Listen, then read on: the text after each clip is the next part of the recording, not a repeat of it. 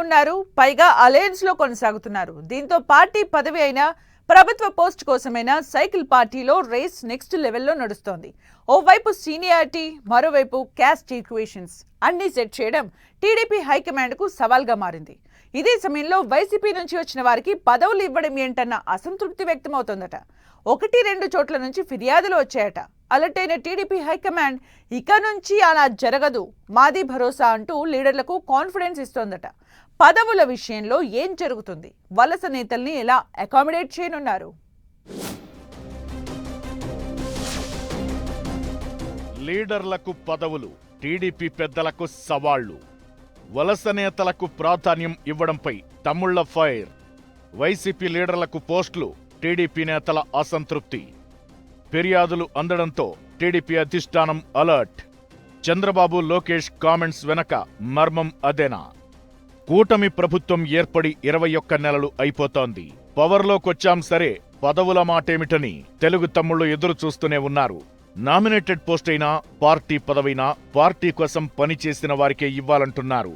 అయితే ఎన్నికలకు ముందు, ఆ తరువాత వైసీపీతో సహా వివిధ పార్టీల నుంచి వచ్చి టీడీపీలో చేరిన లీడర్లకు పదవులు దక్కుతుండడం తెలుగు తమ్ముళ్లకు ఏమాత్రం మింగుడుపాటం లేదట.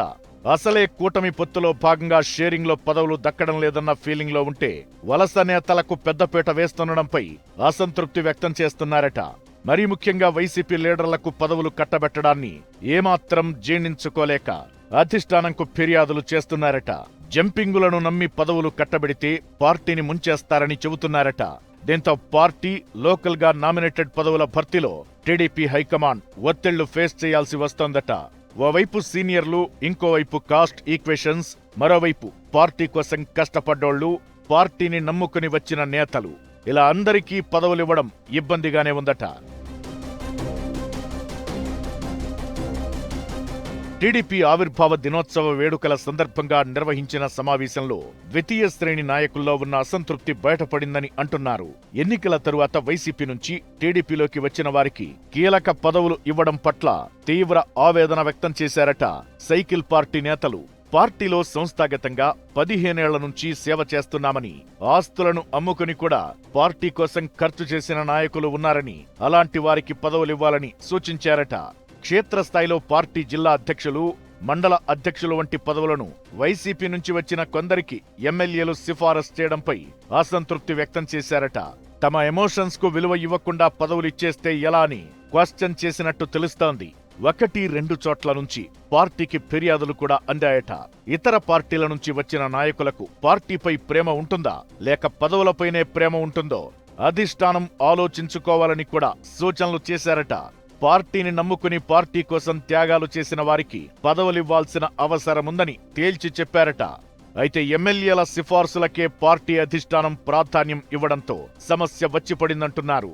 ఈ క్రమంలోనే కొన్ని పొరపాట్లు జరిగాయని అటు చంద్రబాబు, ఇటు లోకేష్ అలర్ట్ అయినట్లు టాక్ నడుస్తోంది.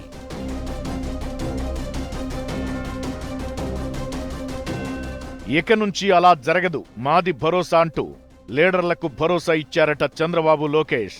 పార్టీ కోసం పనిచేసే వాళ్లకే పదవులు ఇస్తామని, పార్టీ బలోపేతానికి కృషి చేసిన వాళ్లకే ప్రజాప్రతినిధులుగా అవకాశం కల్పిస్తామని స్పష్టం చేశారు టీడీపీ అధినేత. కార్యకర్తలను దూరం పెట్టే నేతలను తాను దూరం పెడతానని తేల్చి చెప్పడం వెనుక కారణం అదేనంటున్నారు.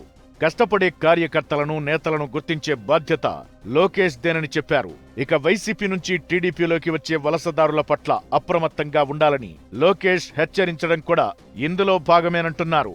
క్యాడర్ లీడర్లే టీడీపీ భవిష్యత్ నాయకులన్న లోకేష్, గ్రామస్థాయి నాయకుడు బాగా పనిచేస్తే పోలిట్ బ్యూరోలో కూర్చోబెడతామంటున్నారు.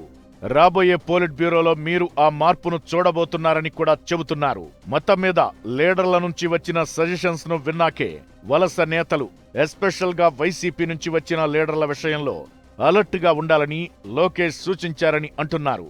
క్యాడర్ ఆలోచనకు తగ్గట్లుగా టీడీపీ అధిష్టానం వాయిస్ వినిపించడమైతే ఇంట్రెస్టింగ్ గా మారింది.